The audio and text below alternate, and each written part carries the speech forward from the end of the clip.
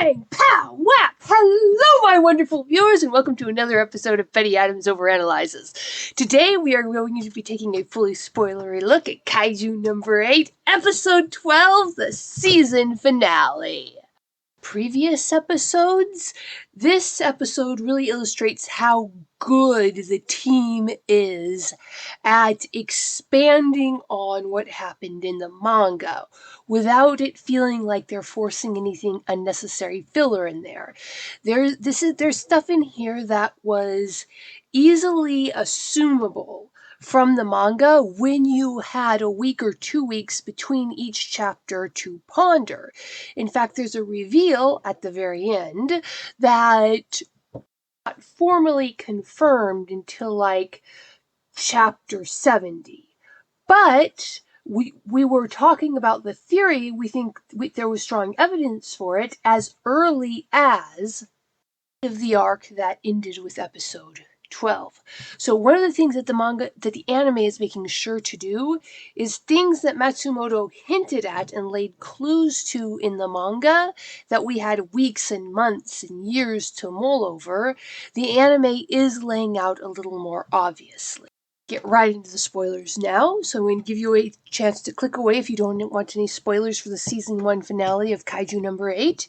Go check out the links below the video to get yourself a copy of my book, Humans Are Weird, Let's Work It Out, Short, Absurd Science Fiction Stories. So, it is no spoiler, because we saw the last episode ended, to say that this episode begins with an awesome battle between Kaiju number 8 and Director General Iso Shinomiya. The feeling of raw power, the sense of menace that Kaiju number 8 projects is just perfect. One of Matsumoto's brilliant skills as a mangaka is expressing movement and looming presence on these little manga panels. And the animators did manage to capture that just beautifully. I absolutely stopped caring. Just 2 frames into here, I stopped caring that the Director General had been done dirty by the anime style. If a character had a smooth face to start with, you can barely tell that the anime style is different from the manga style. But if they had an older, more rugged face like Kafka or the Director General, ooh, you can tell. For instance, Okonogi, the science girl, no difference between her and the anime and the manga in their face. Reno, very little difference between the anime and the manga, but Kafka and the Director General Iso Shinomiya, yeah, big difference there. The Director General Iso Shinomiya is the walking embodiment of call an ambulance, but not for me. But I get ahead of myself. One animation choice that surprised me but shouldn't have surprised me was that Kaiju number 8, when it went berserk, its energy turned from blue to red. In retrospect, painfully obvious. In the show, it didn't even feel cringe. It was so well done. But that was not something you picked up on in the manga, of course. Heart and soul of this episode was the fight, and it was beautiful. It was brilliantly choreographed. The fight feels realistic. You see the damage that the Director General is taking, but the real fight here is, will Kafka be able to control himself? Will Kafka be able to defeat the demon inside of him? Tension is more, it's almost more with his friends. Is Kafka going to make it? It's on Mina and Reno, Boy and Army Boy. They've all done their best, and now they have to leave it up to Kafka. With the episode, Baldy there, he goes, that's funny, it looks like the Director General is testing him. And so through Kokoru's eyes, we realize that, yes, the Director General is deliberately giving Kafka a chance to prove himself. By pushing Kafka to the absolute limit, to breaking Kafka, making the Kaiju take over, the Director General is proving to himself and to any observers that either he can take out Kaiju number 8 when push comes to shove, but more importantly, that Kafka can ultimately control Kaiju number 8, even if it's at the risk of his own life. I want to take a minute to talk about how brilliantly the animators integrated the closing scene with the rest of the story.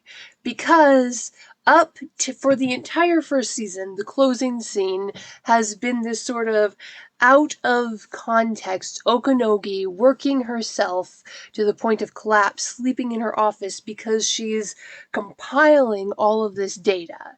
And we just assumed that it was just a part of her regular job. She's just a workaholic. But there is no closing scene in this one.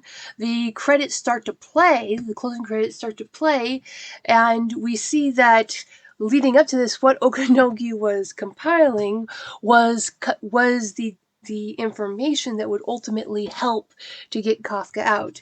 And we see what she was compiling was the testimonies of all of the officers and the images and the videos that showed that what he did as an officer.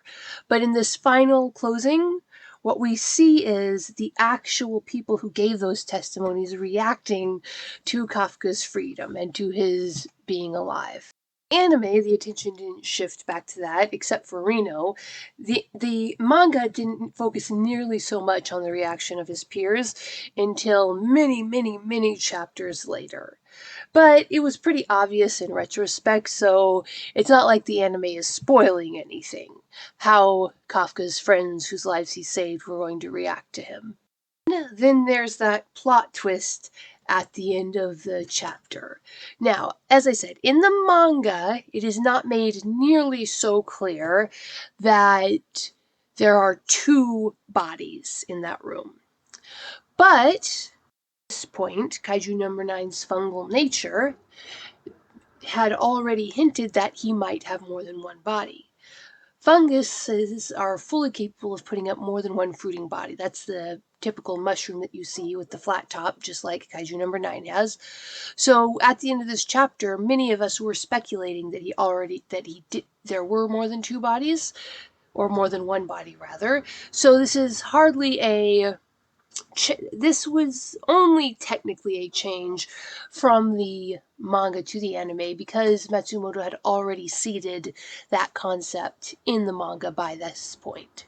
This episode was so well done, it made me so emotional that it actually took me 2 days to watch it. I had to watch it in bursts.